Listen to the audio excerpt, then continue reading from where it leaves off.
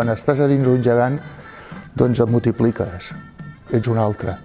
I és com si les persones que, com repeteixo, que haguessin estat allà dins et donguessin, doncs, i això t'omple molt. A part, jo la primera vegada que vaig agafar un gegant em va sorprendre, no sorprendre, sinó em va agradar moltíssim el fet de veure la cara que feien els nens. O sigui, estem parlant de que el món dels gegants és un món sense vicis, és molt familiar. O sigui, no es veu una cosa, o no es veu quelcom que sigui lleig, sinó que quan sortim al carrer donem alegria.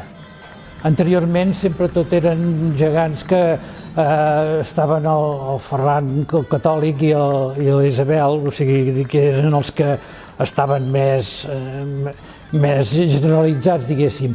Però ara s'estan exposant més a que cada poble agafa una tradició en concret i agafen noms del poble. Una manera de fer alguna cosa diferent que no s'estava tocant dintre de la revista era parlar d'altres gegants, que no són els gegants tradicionals i populars que veiem aquí al darrere meu.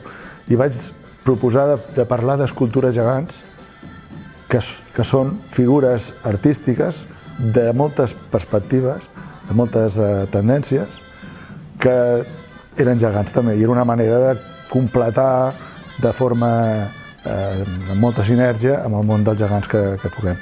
Un dels que vaig fer un article en dues parts va ser sobre els gegants de la Universitat Autònoma de Barcelona, que em va fer especial il·lusió perquè és on havia estudiat jo, i que són uns gegants que van estar prop de 20 anys sense sortir, que es van construir, van estar uns anys que sortien només allà i alguna sortida molt esporàdica, i a partir de llavors van quedar en uns magatzems de la mateixa universitat, i aquests em va fer una especial il·lusió de poder buscar informació sobre aquesta parella, parlar amb persones que havien intervingut en la seva construcció i poder fer una mica de relat sobre la seva història.